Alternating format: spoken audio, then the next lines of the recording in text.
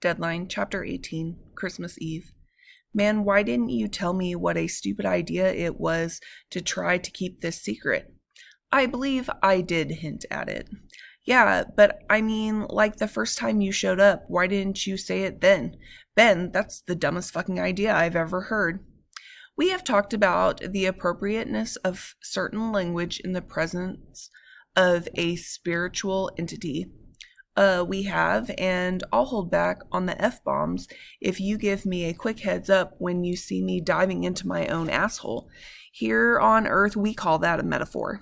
Believe me, I know what a metaphor is. So, what about it? A deal? Clean up the potty mouth and you swim ahead and clear out the big logs? I told you before, by request only, don't you know anything about free will? Wasn't he a killer whale some kid let go in a movie? That's Willie, Jesus says. Get the free will thing down. It's the greatest thing about being human, so tell me. Well, basically, if I knew everything that was going to happen, you wouldn't have free will, would you? What fun would that be? If you knew it and I didn't know you knew it, would I? Nope. If anyone knows it, then it isn't free. It would mean that no matter what you do, the things have to turn out the way the person who knows how they turn out says they turn out. But God knows, right? Nope again. God doesn't know how things turn out. It knows that things turn out. Listen, Ben, I could spend a whole bunch of human time telling you how things are, but if your doctor's right, you'll know soon enough, okay? Let me satisfy your curiosity for now, and then let's stop talking about all of this and live your life. God isn't a guy, God isn't a girl, God is a force. You have all of these people trying to figure out whether to believe in God or the Big Bang Theory. Well, God is the Big Bang Theory. God is the ultimate scientist. If God regulates his thinking to human cognition, it would never get anything done. I mean, look how slow you think, and you're probably the smartest kid in your class. Just know that everything started as one, everything still is one, and it will end up as one. If there was any doubt that Jesus was the inner part of me, which I've already said 1,000 times, there isn't. It is done. Once again, he's gone way beyond my capacity to make shit up. Way beyond. I gaze around the space we're in, which is basically my bedroom, only not. I have noticed this before, even when I was at Dallas's place. My furniture, my posters, all that shit is missing. There are only colors, and it's like we're in them. I have to remind myself to ask about that sometime. Right now, I have to get oriented. I feel like I should be asking about the meaning of life or something. You already did that, he said. Time wasted. You're playing a game, a beautiful, wonderful, hard, scary game, and you're gathering information from it. For what? To take with, man. You're testing my patience. Back on task. So you didn't tell me it was a messed up idea to keep all of this a secret because experience is the only teacher, Jesus says.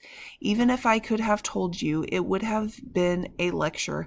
Why do you think kids don't listen to their parents, or people don't leave churches and do what their preachers tell them? Whew! There's only one universal thing. What's that? The truth. So now I have to figure out when and where to tell it. I could tell Lambeard or sooner, it'd make their day. I could tell my mother, who would probably become so depressed her heart would stop beating, or Dad, and watch another 2,000 pounds loaded onto his shoulders. I could tell Dallas and stand there, watch my own heart break, or my brother, and feel the world cave in under both of our feet. In the end, I have to tell them all, but I know right where to start. Hey man, are you feeling any better? That's relative, Rudy says. I think I know how to get us back on course. Great. Before you spring it on me, I need to say something. Shoot. You've been straight with me now. I have to be straight with you. I can't promise I'll stay. I wait. Alive, I mean. I can't promise I'll stay alive. Shit. There's no redemption for what I did. I can't get it back. I can't get Donnie's life back for him or for the people who loved him. I took his trust and I killed him, and there's no way to fix that. Maybe, no maybes. Some things can't be fixed. He looked at his hands folded in his lap in front of him.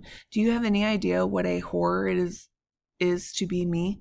Experience is the only teacher. Nope, I said I don't. I couldn't. But look, Rudy, the reason I don't is that I didn't go through it. Somebody gets a hold of when you're a little kid and wrecks you, and you grow up and wreck somebody too. You didn't ask for that, but I knew. Yeah, you knew, but you haven't had nothing but shit ever since. But let me throw in what I have to say. He shakes his head as if there is nothing. I can't promise that I'll stay either. In fact, I can pretty much promise I won't. I don't expect you to keep coming down here, not after. Alive, I said. I can't promise I'll stay alive either. He looks at me dumbly. I got some shitty disease. This is it for me, this year. I think I can already feel it going. He moves towards me as if he wants to comfort me, then reels back. Don't worry, I've known all year, but look, it doesn't matter if you're, attracted to me, because like I said, I probably could kick your ass, and I know I can outrun you. You are safe for the first time in your whole life, Rudy McCoy, because I'm willing to live with whatever the fuck you did. I like you, and I want to help you. I want you to help me mess with Mr. Lambier so I can die happy. If you have fantasies about me, then you do. I'll just pretend you don't. Just focus on me and not some other kid, and I'll keep you in line. And we'll go one day at a time until there are no more days. And then if you want to off yourself, well, what the hell? I'll see you there. Man, I do not know where half of that came from, but the truth has the ring of truth to it, so I know I'm right. All the regular bets were off when death has its arms stretched out. I'm not going to wait for an answer, I tell him, because it would just mean you have to look like you were forgiving yourself, which I know you can't. So just fucking hang out. Just fucking hang in here with me. I turn and leave. Whew. January 2nd. Hey, coach. Hey, my biggest little hitter. I'm here to come clean. Finally. Someone. Have a seat.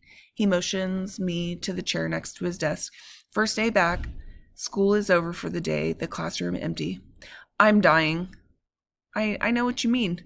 No, I'm dying. He searches my eyes.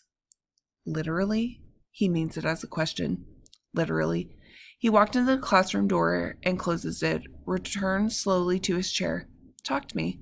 I've known all year, I said. That's why I went out for football.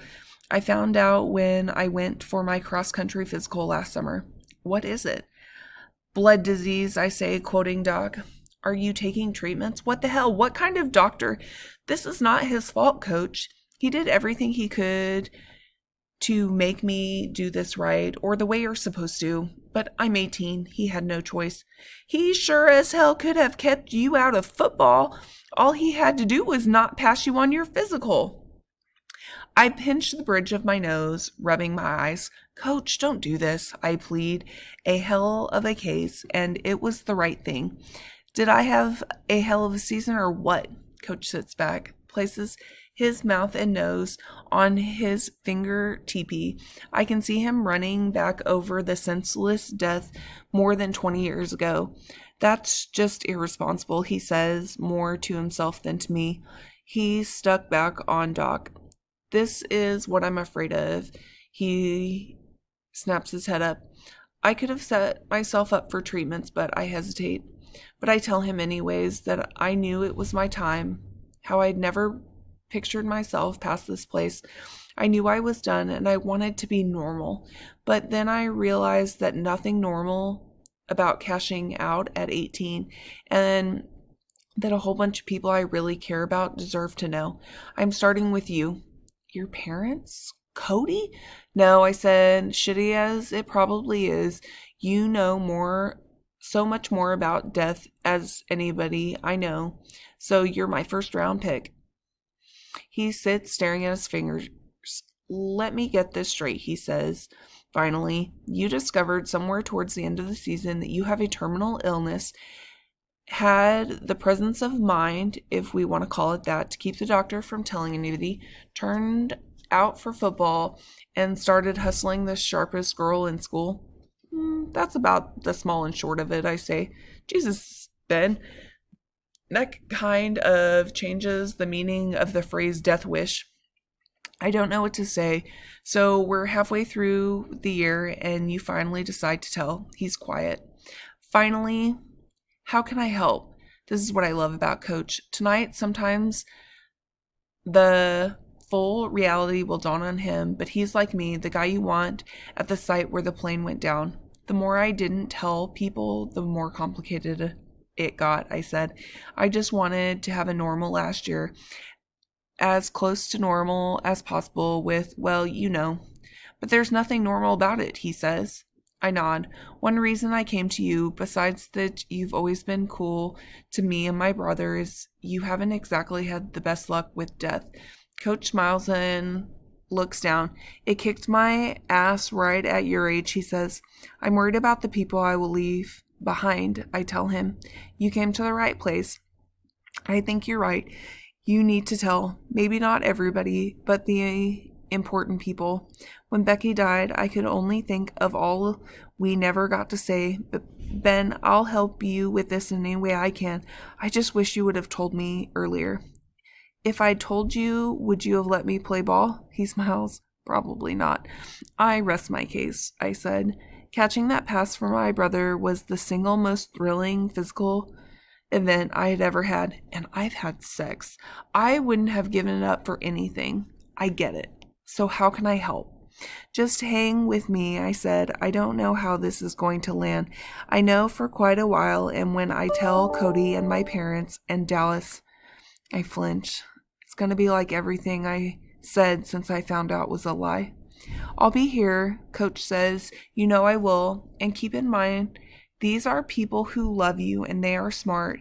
It might take them a while, but they'll understand. And if they don't, we'll make them understand. Man, I hope he's right.